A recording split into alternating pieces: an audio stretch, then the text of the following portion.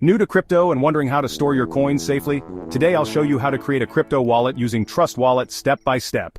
A crypto wallet is a secure digital tool that allows you to store, send, and receive cryptocurrencies. Trust Wallet is one of the most popular and beginner-friendly wallets available. It's free, secure, and supports a wide range of cryptocurrencies like Bitcoin, Ethereum, and Binance Coin. Step 1. Download the Trust Wallet app from the Google Play Store or Apple App Store. Step 2. Open the app and click on Create a new wallet. Step 3. Read and accept the terms, then proceed to set a strong password for added security. Step 4. You'll be given a 12-word recovery phrase.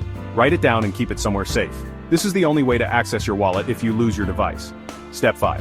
Verify the recovery phrase by entering it in the correct order. Congratulations, your wallet is now ready to use. To receive crypto, select the coin you want to receive, click on Receive, and share the wallet address or QR code with the sender. For example, if you want to receive Bitcoin, select BTC, and Trust Wallet will generate your Bitcoin address.